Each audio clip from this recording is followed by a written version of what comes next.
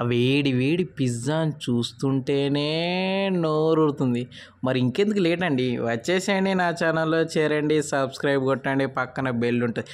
మంచి మంచి కంటెంట్ ఇస్తాం, ఎంజాయ్ చేస్తూ తినేద్దాం.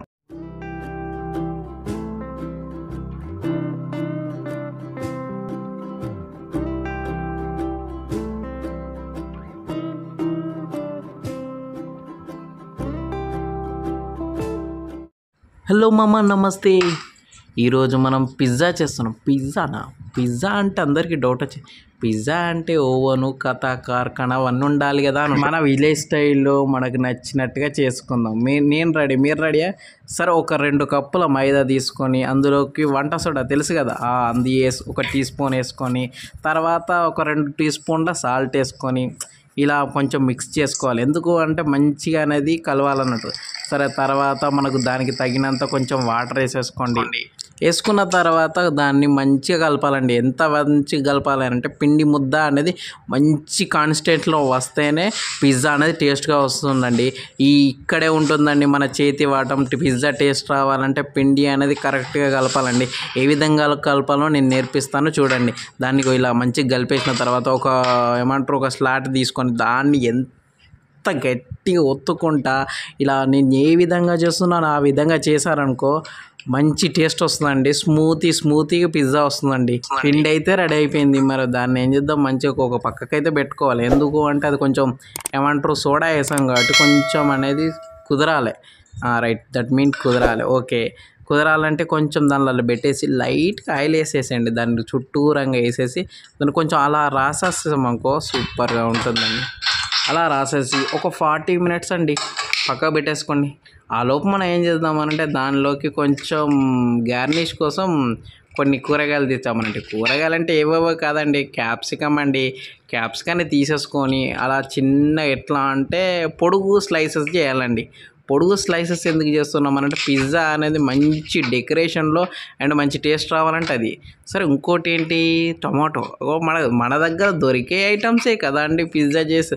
మన దగ్గర అందుబాటులో ఉన్న ఐటమ్స్తోనే ఇప్పుడు ఈరోజు పిజ్జా చేస్తున్నాను. చూడండి, మీరు ట్రై చేయండి, ఖచ్చితంగా సూపర్ అని అంటారండి. నేను చేసిన ప్రకారం చేయండి, 100% అవుతారు. సరే, ఓకే. తర్వాత ఏం చేశానంటే ఒక ఆనియన్ తీసుకున్నాను, దానికి కూడా స్లైసెస్ లాగా చేశాను. సరే, 40 మినిట్స్ అయిపోయిందండి. మరి 40 మినిట్స్ అయిపోయిన తర్వాత ఏమైంది, పిండి అంతే మంచి కాన్స్టెంట్లో వచ్చింది. సరే, ఓకే. మనం ఒక ముద్ద అయితే తీసుకున్నాం. ముద్దను కూడా ఎలా అంటే మనం విడిపోవద్దు, పిండి అనేది విడిపోకుండా ఉండేటట్టు తీసుకోవాలి. సరే, ఓకే. మనం ఒక రొట్టె చేసుకోవాలి కదా, ఏది పిజ్జా బేస్ చేయాలంటే దాన్ని కొంచెం స్లాట్ చేయాలంటే నేను చూపిస్తాను చూడండి, అదే విధంగా చేసేసుకోండి. అలా చేసుకుంటేనే మంచి ఈ మందంలో మంచి కరెక్ట్ సైజు రావాలి అని అంటే ఖచ్చితంగా ఇలా ఎన్నిసార్లు తిప్పుకుంటా చేస్తే అంత కరెక్ట్ మందము కరెక్ట్గా రౌండ్గా వస్తుందండి. మనకు రౌండ్గా రావాల్సింది. సరే, ఇదేం చేద్దామనంటే ఒక ప్లేట్ తీసుకున్నాను. ప్లేట్ ఎందుకు తీసుకున్నాను, ఆయిల్ పోస్తున్నాడు ఏంది అనుకుంటున్నారు. పిజ్జాను దానిలో పెట్టేసి మనం ఉడికించాలంటే అంటే ఓవెన్ లేకుండా కదా. ఓవెన్ లేకుండా ఎట్లా చేస్తారని చాలా డౌట్ వస్తుంది కదా మీకు.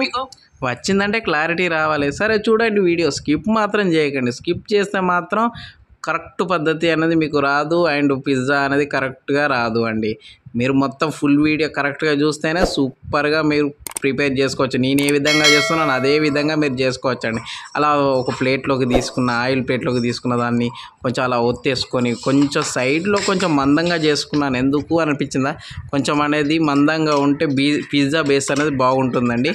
ఒక స్పూన్ తీసుకొని ఇలా అని పొడి చేసుకుంటారండి. ఎందుకు పొడుస్తున్నారు అనిపించింది కదా. ఎలా పొడవడం వల్ల అందులో ఉన్న ఎయిర్ అనేది బయటకు వచ్చేస్తాయండి మనం ఉడికించేటప్పుడు. కాబట్టి ఇదైతే పిజ్జా బేస్ అయితే రెడీ అయింది. ఇదేంటి ఎర్రగా ఉందని చూస్తున్నారా, పిజ్జా సాస్ అండి. మీకు నార్మల్గా టమాటో సాస్ కూడా దొరుకుతుంది. టమాటో సాస్ మీ దగ్గరున్న బేకరీ షాప్లో అలాంటి వాటిల్లో టమాటో సాసులు చూడడం దొరుకుతాయి. తెచ్చుకొని వాడేసుకోండి, ప్రాబ్లం లేదు. మంచి టేస్ట్ వస్తుంది. మీకు అందుబాటులో ఉన్నాయే చేసుకోవాలి. నేను చూడంగా అదే చేస్తున్నానండి. సరే, అది కూడా రెడీ అయింది. తర్వాత ఇంతకుముందు మనం కట్ చేసాం కదా క్యాప్సికమ్ అండ్ టమాటో లాంటిది, వాటి కోసం మంచి గార్నిష్ అయితే చేయాలండి. మంచి గార్నిష్ చేస్తే లుకింగ్ బాగుంటుంది, మంచి టేస్ట్ బాగుంటుంది. టమాటోలు కూడా పెట్టేస్తాను. తర్వాత ఏం చేద్దాం, ఆనియన్స్ ఉన్నాయి కదండి, అవి కూడా పెట్టేసుకుందాం. మీకు అవైలబుల్ ఉన్న ఏవైనా పెట్టుకోవచ్చు, స్వీట్ కార్న్ లాంటివి. ఇంకా అంటే అన్నీ తీసుకొచ్చి అన్నీ వేయకండి, అంత మంచిగా ఉండదు. మనకు కొన్ని ఐటమ్స్ మనకు రెగ్యులర్గా ఉండేటి మంచి టేస్ట్ ఉండేది వేసుకోవాలి. చూసారుగా ఎంత సూపర్గా కనబడుతుంది, బ్యూటిఫుల్గా కనబడుతుంది. ఇక తర్వాత లాస్ట్ ఫినిషింగ్ అండి ఏంటండి అంటే చీజ్ అండి. మెయిన్గా పిజ్జా అంటేనే చీజ్ అంటేనే పిజ్జా. పిజ్జాలో చీజ్ లేకుండా చేయలేం. చూస్తున్నారు కదా, మంచి వండర్ఫుల్ లాగా వచ్చేది. మీరు కూడా ట్రై చేయండి, 100% వస్తుందండి. ఒక ప్యాన్ తీసుకున్నాను, ఒక అంటే మందటి ప్యాన్ తీసుకోండి. అందులోకి కొంచెం సాల్ట్ వేసాను. సాల్ట్ ఎందుకు వేసిండబ్బా అన్న డౌట్ వచ్చి కదా, సరే చూద్దామండి. ఒక ఒక 5 మినిట్స్ అండి ప్రీ హీట్ చేయండి, అంటే కొంచెం ముందు హీట్ చేసేసుకొని అందులోకి ఒక చిన్న స్టాండ్ టైప్, అంటే మీకు అవైలబుల్ ఉన్న ఒక చిన్న బౌల్ అయినా తిప్పి పెట్టేసుకోండి, ప్రాబ్లం ఏం లేదు. కొంచెం హీట్గా ఉంది, మెల్లగా జాగ్రత్తగా పెట్టండి. నాకు ఆల్రెడీ కాలేసిందండి, మీరు కూడా కొంచెం జాగ్రత్తగా పెట్టండి, ఎందుకంటే ప్రీ హీట్ చేసాం కదా. ఉప్పు చెప్పాను కదా, ఎందుకు అని అంటే అది బేకింగ్ చేయడానికి. మనం ఓవెన్ లేకుండా చేస్తున్నామంటే ఉప్పు అయితే అవసరం ఉంటుంది, లేదంటే ఇసుక కూడా వేసుకోవచ్చు. మీకు ఏది అందుబాటులో ఉంటే అది తీసుకోండి. చూసారు కదా, మన పిజ్జా అనేది రెడీ అయిపోయింది.